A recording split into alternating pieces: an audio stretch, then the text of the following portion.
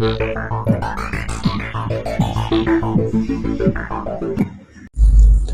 early life of Chris the Bar. Hello everyone, welcome back here at Puppy Conversations with Al. This is a site where we dive into entertainment stories with a positive coffee side. So, before he became the voice behind the Lady in Red, Chris the Bar lived a life that reads more like a global trotting adventure novel than a typical musician's bio. The global childhood. Chris the Bar was born Christopher John Davison on October 15th, 1948 in Venado Tuato, Argentina. His father, Colonel Charles John Davis, was a British diplomat and engineer with substantial farming interest, which meant the family was constantly on the move. As a child, Chris lived in Argentina, Bath, Malta, Nigeria, the Belgian Congo or Zaire. They later recalled that his childhood was marked by a constant cycle of goodbyes due to his father's career and his own enrollment in boarding schools. The family castle.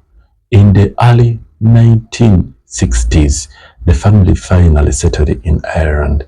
His maternal grandfather, General Sir Eric Dabar, a former chief of the General Staff in India, purchased Burgh Castle in the county Wexford.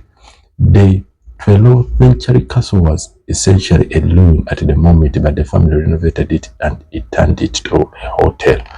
It was here that Chris's musical career technically began. Starting at just the age of 14, he would sing for the hotel guests to provide entertainment. He once joked in an interview that it was a great way to meet girls and noted that the romantic medieval settings of the castle heavily influenced his later songwriting style, education, and artistic roots. Despite his early performances, music wasn't his first career path. He focused on his studies, attending notable schools as the Marlborough College in England. Interestingly, he was 1 year below legendary folk singer Nick Drake.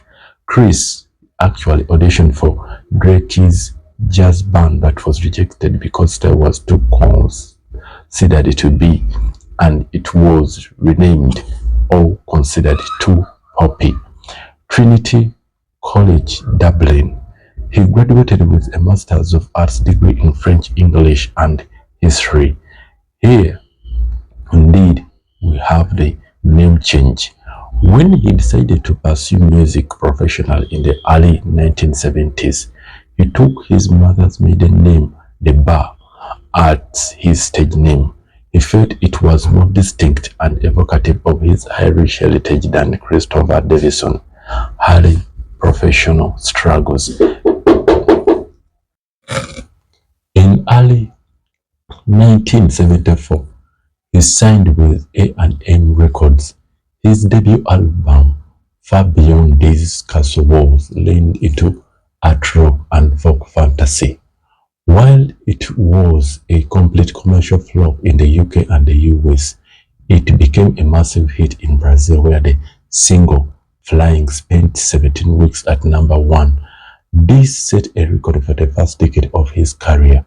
He was a superstar in South America and Europe while remaining relatively unknown at home.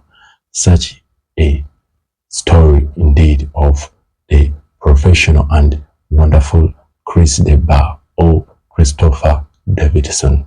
We will be delighted definitely if you do share with us some of the details you know of this wonderful and great talent of music. As always, it's earlier at Puppy Conversations with the latest entertainment stories. Peace and stay blessed.